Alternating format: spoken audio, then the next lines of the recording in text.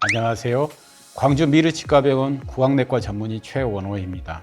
구강내과를 찾는 환자분들 중에 입안에 뭐가 났어요? 라는 이유로 내원하는 경우가 많습니다. 어느 날 갑자기 발견하였고 통증은 없다고 하지만 목소리는 가라앉아 있고 걱정이 한가득인 표정을 하고 있습니다. 실제 입 안에는 거친 음식이나 질환에 의해 붓고 자라고 패이고 헐어서 심한 통증이 발생하는 경우가 많습니다.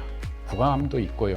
구강암 중에서는 설암이 약 75% 정도로 가장 빈도가 높고 설암 중에 95% 이상 대부분은 편평세포암이라고 합니다. 남성 50에서 60대에 가장 많이 생기고 많은 경우 혀 중간이나 후방의 가장자리 측면에서 발생을 합니다. 혀는 밖으로 드러나 있고 육안으로 살펴보거나 만져보기 쉬워서 다른 암종에 비해 비교적 조기에 발견할 수 있습니다. 다행히도 이러한 설암은 흔한 것은 아니어서 입안에 뭐가 난 것을 보거나 아파서 며칠 또는 몇 주간 고민하고 잠을 못 이루다 병원에 오셨는데 흔히 있는 구조물이거나 가벼운 염증 정도인 경우도 많습니다. 이번 영상에서는 이렇게 자주 오해를 일으키는 것들을 소개합니다. 혀에 성광유두가 있습니다.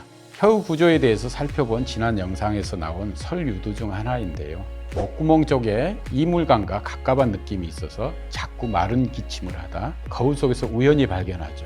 혀 깊은 곳에 오돌토돌한 것이 마치 공동묘지 봉분들처럼 나란히 나 있는 것을 보고 놀라게 됩니다. 일부러 혀를 길게 빼지 않으면 잘 보이지도 않고 평소에도 드러나지 않을 만큼 묻혀 있다가 어떤 원인으로 염증이 있게 되면 살짝 부풀어 보이게 됩니다. 누구나 10개에서 12개 정도 있고 뒤집힌 V자 모양으로 배열되어 있습니다. 다음 혀의 입새유두염입니다. 입새유두는 혀의 가장자리 뒤쪽에 있게 되는데 여기에 염증이 생기면 혀가 움직일 때 옆에 있는 치아와 닿게 되고 또는 치아의 날카로운 부분 때문에 염증이 생기기도 하면서 통증을 일으키죠. 어렵사리 혀를 길게 빼고 아픈 자리를 살펴보면 마치 산딸기 조각 같은 것이 부풀어 있는 것을 발견하게 됩니다. 스트레스가 많거나 많이 피곤할 때 잘 생깁니다. 휴식을 취하고 며칠 지나면 가라앉지만 재발도 잘 됩니다. 다음 골융기입니다. 아래턱뼈 안쪽에 주로 발생하고 뼈가 튀어나온 것으로 매끄러운 점막으로 덮여 있습니다. 턱이 성장하는 과정에서 생성된 것으로 몇 년이 지나도 크기가 변하지 않고 통증도 없고 만져보면 단단합니다. 흔하지만 크기가 다양하고 생활하는 데 지장이 없어서 모르고 지내는 경우가 많습니다. 입천장 중앙에 있기도 합니다. 덮고 있는 점막이 얇아서 거친 음식에 상처를 입어서 헐고 아픈 경우도 있지만 대체로 치료는 필요 없습니다. 다만 틀니 같은 것을 사용하려면 걸리적거리기 때문에 외과적으로 제거하기도 합니다. 다음 균열설이라고 하는 것이 있습니다. 혀 표면에 하나 또는 여러 개의 갈라짐이 나타나는 경우입니다. 흔히 발생하고 유전적 가능성이 높고 나이 들어 입이 건조해지면서 발생하기 쉽습니다. 특별한 문제는 없습니다만 균열 사이에 염증이 생기거나 자극적인 음식이 스며들어 통증을 느끼기도 합니다. 혀를 잘 닦아줘야 합니다. 다음은 지도상설이라고 하는 것이 있습니다. 혀 표면의 실상유두가 불규칙한 모양으로 없어지면서 얼룩덜룩한 무늬를 보이는데 이 모양이 지도 같다 하여 붙여진 이름입니다. 이 모양은 몇 시간 사이에 변하고 크기가 커지기도 하고 다른 자리로 퍼지거나 이동을 합니다. 흔히 발생하는 편이면 유전적 가능성이 높습니다. 설유두가 없어진 자리에 자극적인 음식이 닿으면 통증이 있을 수 있습니다. 다음은 침샘의 출구, 즉 개구 부위인데요.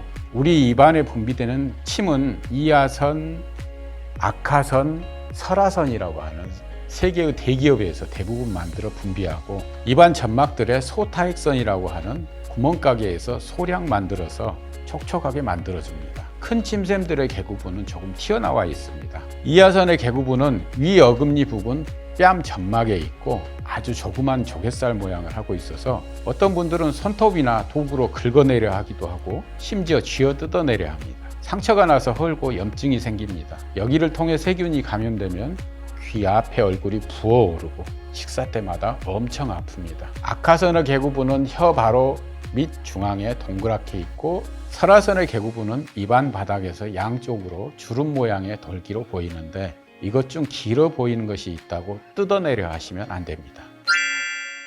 오늘은 이상하게 보일 수 있지만 정상적인 것들과 질환이지만 비교적 경미한 것들에 대해 알아봤는데요. 걱정하지 않아도 되는 경우가 대부분입니다만 3주 이상 호전되지 않는 궤양, 3주 이상 지속되는 혀의 부종, 혀 점막에 발생한 빨갛고 하얀색의 반점, 삼키기 어려운 증상이 지속되는 경우, 목소리 변화, 혀 및 주변 조직과 관련된 신경의 이상 증상 등이 있는 경우 치과를 방문하여 정확한 진단을 받는 것이 좋습니다. 오늘 또 함께 해주셔서 감사합니다. 다음 영상에서 또 만나요.